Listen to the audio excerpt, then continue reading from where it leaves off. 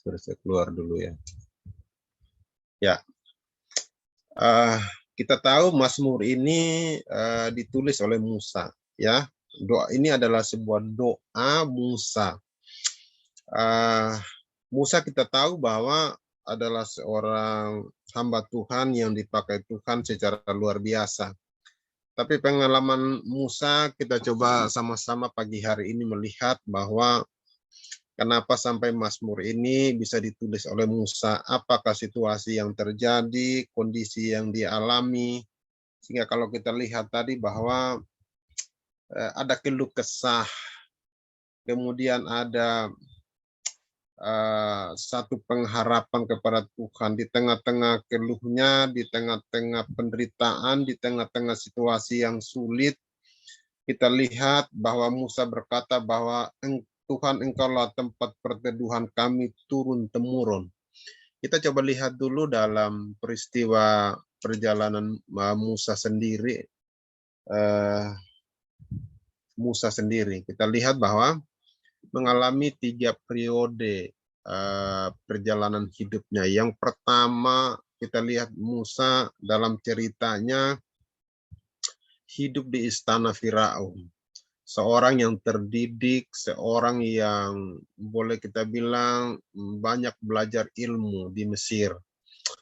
Hidup sebagai seorang putra angkat putri Firaun adalah sesuatu hal yang cukup mengenakan. Ya, menjadi putra raja, menjadi seorang pangeran, ya, dan berkelimpahan harta dan lain sebagainya. Tapi yang kita tahu kemudian cerita Musa tidak sampai di situ. Kita lihat dalam perjalanan selanjutnya bahwa di tengah-tengah bangsa Israel selama 400 tahun atau 4 abad ya ditindas di Mesir. Sebelum tahu kalau kita lihat cerita Musa kan luar biasa ya, bahwa dia sendiri sebagai bangsa Israel yang kemudian diadopsi oleh seorang putri Firaun waktu dia lahir. Dan kemudian ceritanya dia besar di istana. Nah, sebelum dia diserahkan ke istana, tentunya Musa sudah banyak diajari oleh ibunya ya tentang siapa dirinya. Sehingga waktu dia di Mesir, di istana, apa yang dialami, yang dirasakan oleh Musa sebenarnya kita tahu bahwa hatinya sejujurnya ada pada bangsanya sendiri yang saat itu ditindas, yang saat itu dalam kekejaman. Sehingga pada suatu hari dalam ceritanya Musa melihat bangsanya berkelahi dengan orang Mesir, kemudian karena kasihan terhadap bangsanya dia membunuh orang Mesir itu. Dari awal situlah cerita Musa, kemudian ada kebencian dari saudara-saudaranya karena melakukan sebuah masalah yang membuat saudara-saudaranya itu makin ditindas. Ya, sehingga dengan demikian dari situasi yang demikian Musa lari. Kita bayangkan Bapak Ibu bahwa dalam situasi yang demikian hidup di istana dengan segala macam kelimpahan dan kemewahan, sekarang harus dia buron menjadi seorang buron, lari dari istana kemudian menuju ke padang, ya padang gurun. Kita lihat dia sampai kepada Imam Jitro dan menjadi seorang gembala di sana, seorang putra raja, kemudian turun tahta ya karena masalah dan menjadi seorang gembala. Ini bukan sesuatu hal yang mudah. Kita lihat perjalanan ini kan sangat tidak enak sekali. Dalam kesendirian, bayangkan di tengah-tengah di mana dia banyak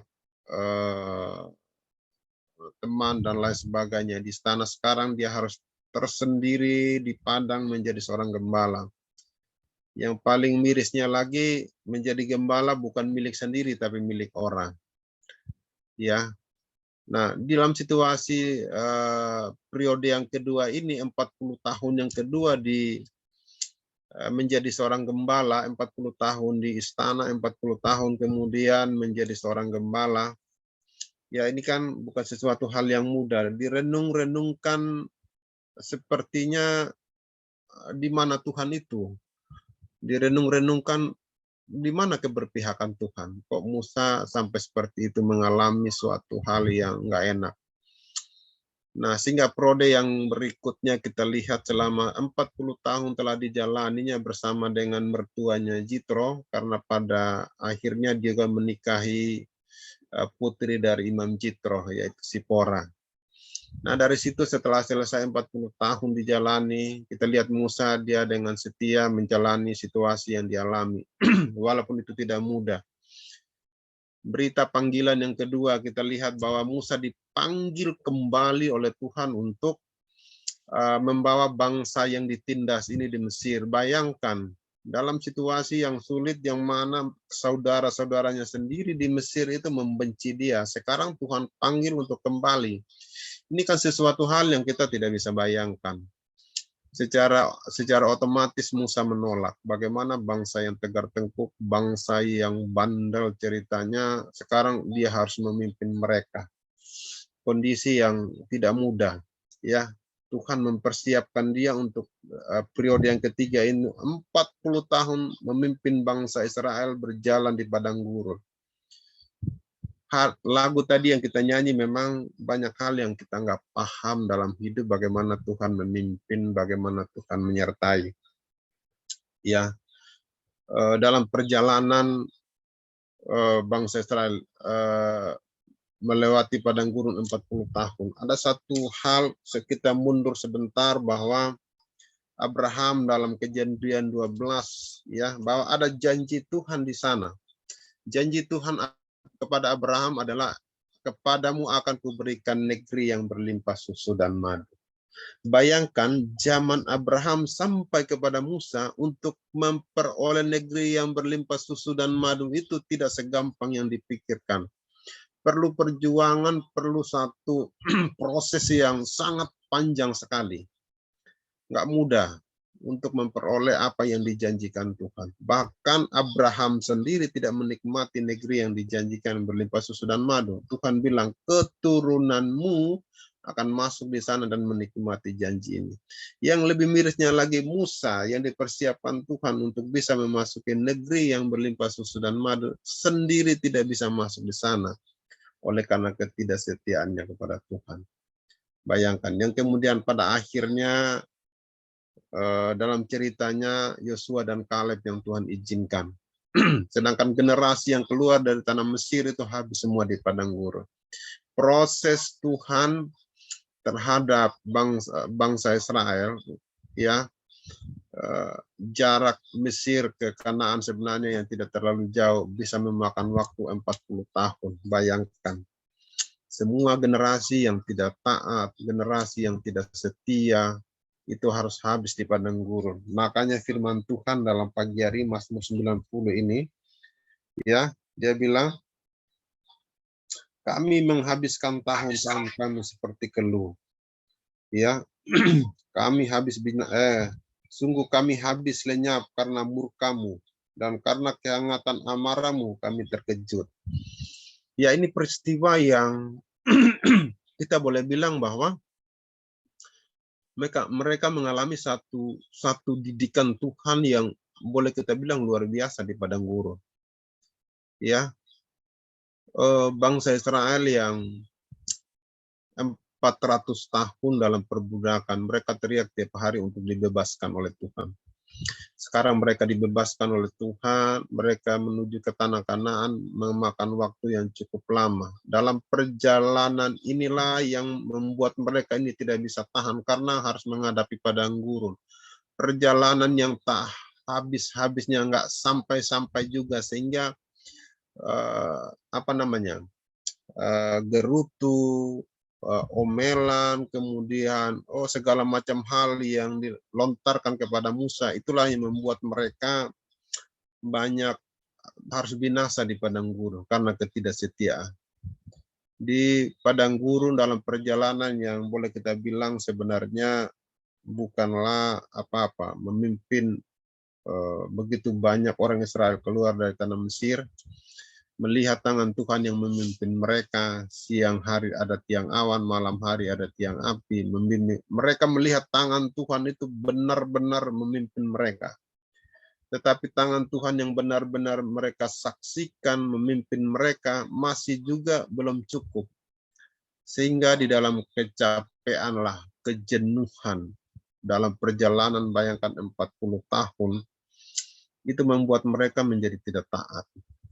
Ya, banyak melawan dan tidak lagi percaya Tuhan. Apaan perjalanan seperti apa ini?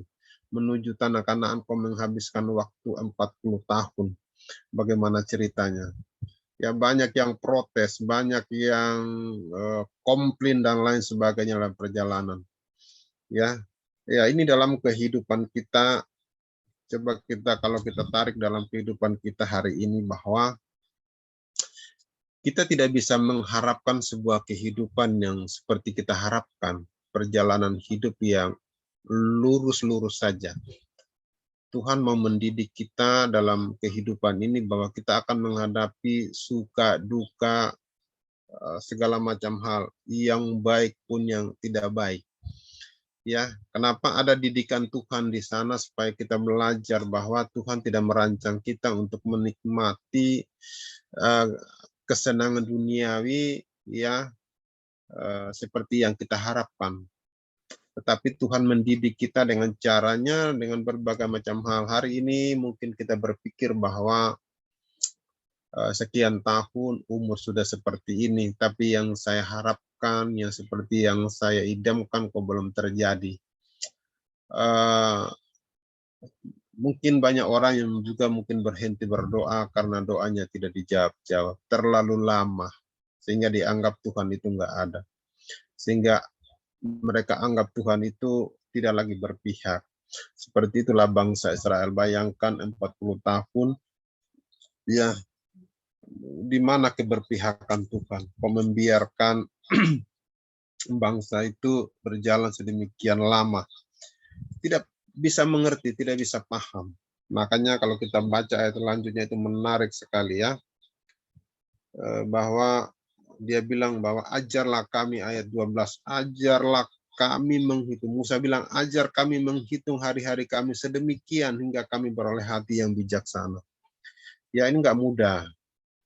Dalam rentetan peristiwa-peristiwa yang mereka alami banyak hal memang yang tidak dipahami. Bagaimana mengerti Tuhan, bagaimana mengerti situasi yang terjadi, kita nggak paham. Tapi satu hal yang kita paham sesuai Yeremia 29 ayat 11 mengatakan bahwa rancangan Tuhan adalah rancangan damai sejahtera, bukan rancangan kecelakaan. Karena itu kita percaya Bapak Ibu bahwa kita tetap bersyukur dalam situasi apapun bahwa Tuhan itu tetap baik. Jangan sampai kita meninggalkan Tuhan. Jangan sampai kita berhenti untuk percaya kepada Tuhan gara-gara situasi yang tidak baik. Ya, kita percaya bahwa apa yang disampaikan Musa ini, ya, kita lihat di ending terakhirnya, ya, mereka akan sampai kepada tanah perjanjian yang penuh susu dan madu. Ya, bukan sesuatu hal yang mudah. Mereka harus banyak belajar bergantung kepada Tuhan dalam situasi sesulit apapun. Di saat dimana memang tak terlihat jalan, tak terlihat situasi yang baik, kita menganggap semuanya buntu, tapi kita percaya disitulah Tuhan memproses kita supaya kita belajar bergantung. Tuhan punya banyak cara untuk menolong. Ya bagaimana kita hari ini untuk terus bertumbuh. Ya tentunya juga GPI Agustinus dalam masuki 2 tahun belumlah menjadi apa-apa. Kita membangun dalam situasi yang seperti ini memang tidak mudah. Ya, dihantam dengan hadirnya COVID ini, ya sesuatu hal yang secara manusia kita bilang ya nggak mudah. Tetapi percayalah bahwa dalam situasi sulit apapun, ini adalah juga bagian proses Tuhan buat kita. Dan bagaimana hari ini kita berkomitmen ya untuk terus berdoa bersama, tetap percaya kepada Tuhan. Ya karena memang apa yang kita alami hari-hari ini, yang dialami dunia hari-hari ini kan sebagai bentuk didikan Tuhan. Supaya manusia itu belajar bergantung kepada Tuhan. Ya, sama dengan ungkapan Musa bahwa ya Tuhan, manusia supaya harus sadar bahwa Tuhanlah itu tempat perteduhan turun temurun. Ya, Tuhan itulah tempat di mana kita bergantung, bukan dunia ini. Ya, sebagaimana Musa tadi, ending hidupnya bukanlah di istana, bukanlah itu panggilannya. Ya, tetapi panggilannya adalah bagaimana menikmati negeri yang dijanjikan Tuhan. Yang walaupun pada akhirnya Musa sendiri tidak menikmati negeri itu, hanya bisa melihat dari jauh. Ya, karena ketidaktaatan, karena ketidaksetiaan, sebagai konsekuensinya itu. Ya, nah dalam kehidupan kita hari ini, ya kita lihat bahwa ya banyak hal yang mungkin kadang kita meragukan Tuhan. Kok begini banget ya? Kok situasinya seperti ini ya? Banyak hal memang kita tidak paham. Karena itu belajar merendahkan diri dan bersujud di hadapan Tuhan, bagaimana kita mengerti setiap hal yang terjadi. Karena tidak ada setiap hal yang diizinkan Tuhan terjadi dalam dunia ini tanpa sepengetahuan Tuhan. Ya, Tuhan berdaulat atas semua apapun yang terjadi. Ya, termasuk hidup kita hari ini. Mari kita terus pelihara iman kita. Mari kita terus merendahkan diri di hadapan Tuhan, banyak berdoa buat diri kita sendiri, buat keluarga kita, supaya hari-hari ini kita memang ada dalam pembentukan Tuhan. Bagaimana kita dibentuk untuk terus bergantung kepada Tuhan. Ya, kita melihat ini waktu lama, ya, jalan 2 tahun lebih COVID ini ya. Waktunya cukup lama dan sudah boleh bilang sudah banyak korban, baik manusia yang meninggal maupun usaha secara ekonomi dan lain sebagainya, banyak yang dihantam. Ya, tetapi itulah satu hal yang perlu kita renungkan pagi hari ini, bahwa di tengah-tengah kemelut, di tengah-tengah ketidakberdayaan, Musa harus bilang dalam ayat 13, kembalilah ya Tuhan, berapa lama lagi, dan sayangilah hamba-hambamu. Ini situasi yang dialami oleh Musa yang memang tidak mudah. 40 tahun di padang gurun itu sesuatu hal bukan yang gampang. Lama sekali, sehingga harus banyak generasi. Sehingga doa Musa bilang bahwa dia berdoa buat generasi-generasi berikutnya, Tuhan pimpin, Tuhan berkati. Jangan lagi mereka dibasmi, tapi biarlah mereka menjadi generasi-generasi yang terus bergantung kepada Tuhan. Ya, dan dia bilang, buatlah kami bersuka cita seimbang dengan hari-hari Engkau menindas kami. Ya, seimbang dengan tahun-tahun kami mengalami celaka. Biarlah kelihatan kepada hamba-hambamu perbuatanmu dan semarakmu kepada anak-anak mereka. Kiranya kemurahan Tuhan Allah kami atas kami dan teguhkanlah perbuatan tangan kami. Ya, perbuatan tangan kami, teguhkanlah itu. Ya, jadi kita lihat satu situasi yang memang tidak mudah. Perjalanan dari tanah Mesir menuju tanah Kanaan, ya Musa bilang umur kami 70, kalau kami kuat 80.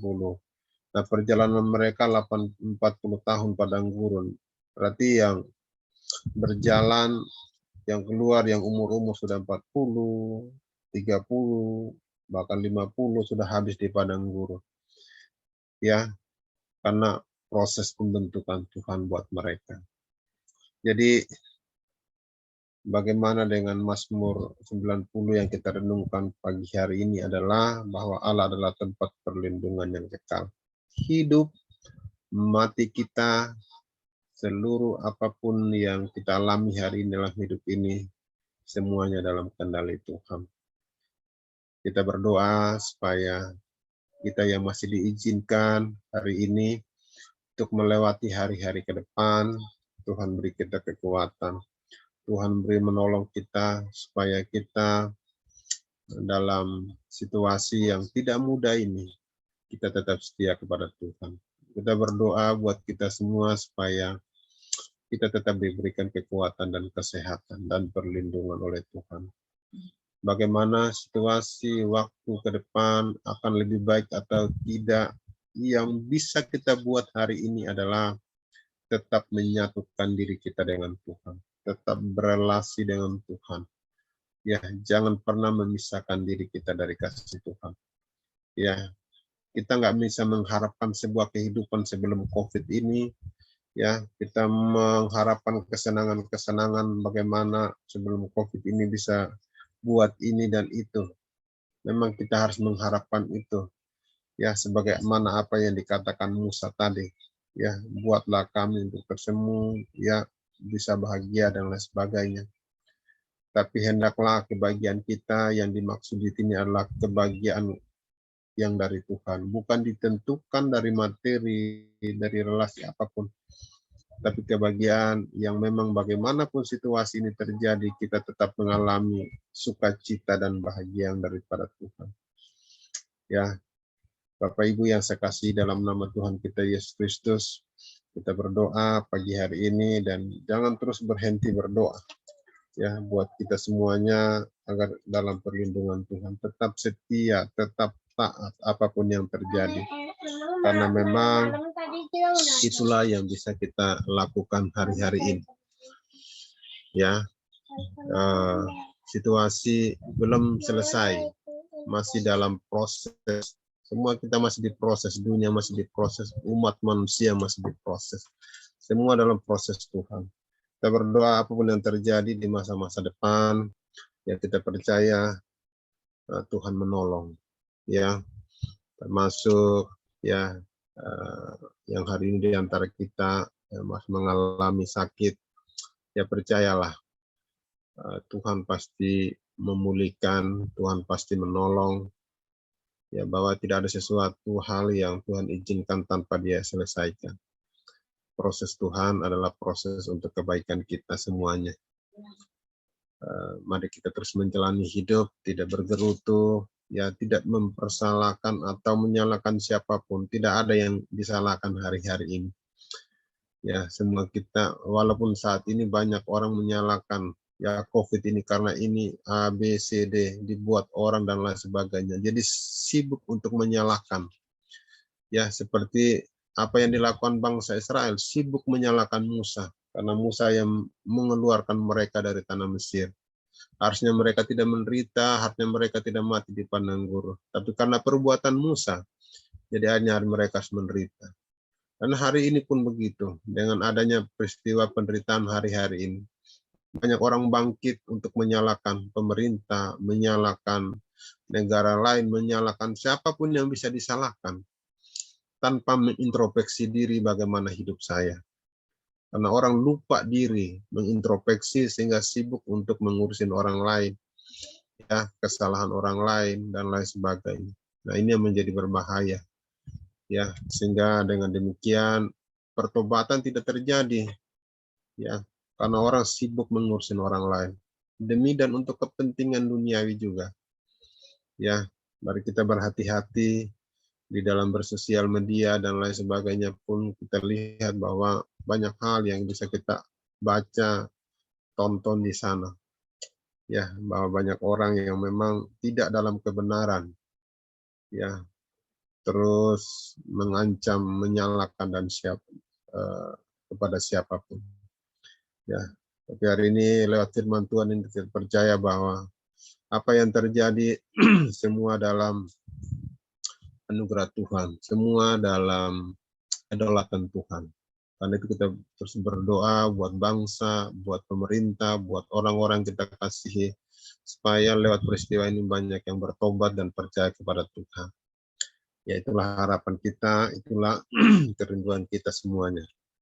Biarlah firman Tuhan pagi hari ini menolong kita untuk semakin yakin, semakin dekat, semakin membangun relasi yang baik dengan Tuhan.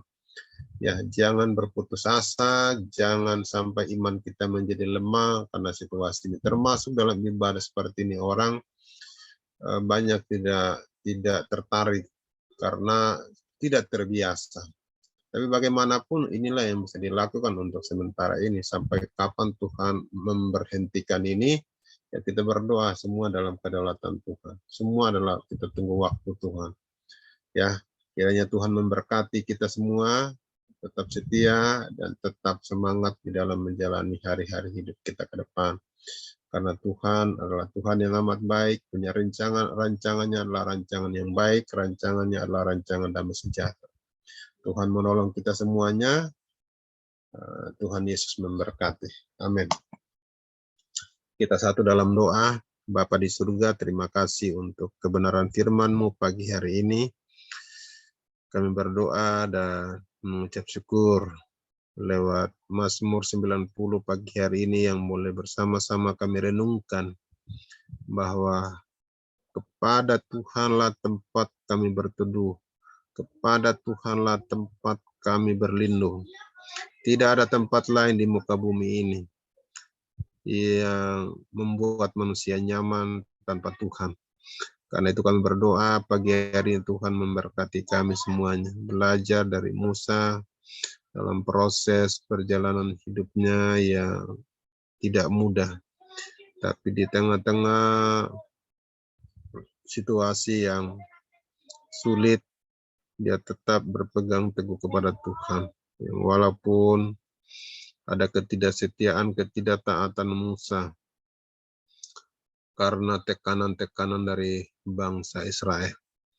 Terima kasih Tuhan, terima kasih berkati kami supaya kami bisa mengaplikasikan, merenungkan firman-Mu secara lebih mendalam, dan pada akhirnya kami semua melihat karya Tuhan bekerja dalam diri kami, sehingga nama-Mu dipuji dan dipermuliakan. Terima kasih dalam nama Yesus Kristus Tuhan firman yang hidup itu kami berdoa dan mengucap syukur.